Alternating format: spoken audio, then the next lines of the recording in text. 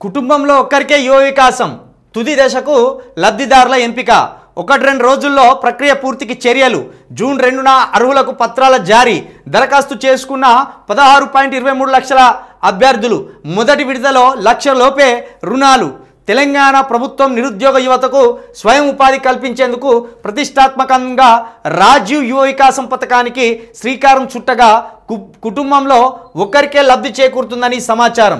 ఇప్పటికే ఆ స్కీమ్కు సంబంధించిన దరఖాస్తుల గడువు సైతం ముగిసింది. యువ వికాసం పథకంలో రుణాలు పొందేందుకు 16.23 లక్షల మంది దరఖాస్తు చేసుకున్నారు. ఈ పథకం కింద ఇప్పటికే జిల్లాలో క్షేత్రస్థాయి పరిశీలన ప్రక్రియ ప్రారంభమైంది. జిల్లా మంత్రుల అనుమతితో లబ్ధిదారుల ఎంపికను సైతం పూర్తి చేసేందుకు యంత్రాంగం కసరత్తు చేస్తున్నది.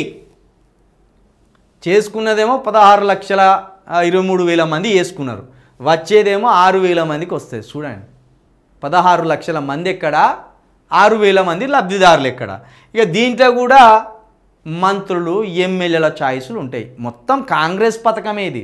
ఇది యువ వికాసం అని పెట్టే బదులు కాంగ్రెస్ వికాసం అని పెట్టండి. ఎందుకు యువ వికాసం అని పెట్టి మమ్మల్ని నమ్మించుడు?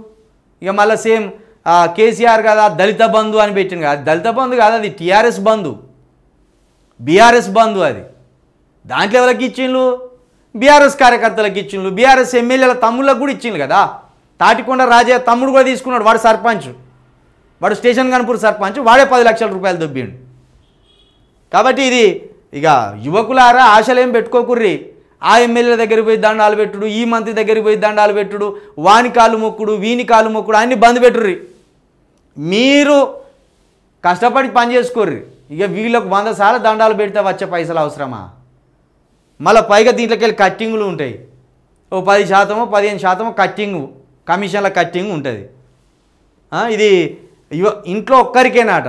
ఇంక 2-3 ఏపైనా కాంగ్రెస్ కుటుంబాలు ఇవ్వాలని ఉంటే ఒకరికి జాలదనాట.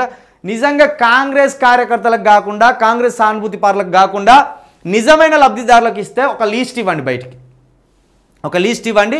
అప్పుడు తప్పకుండా మేము కూడా మిమ్మల్ని అప్రిషియేట్ చేస్తాం, మిమ్మల్ని అభినందిస్తాం.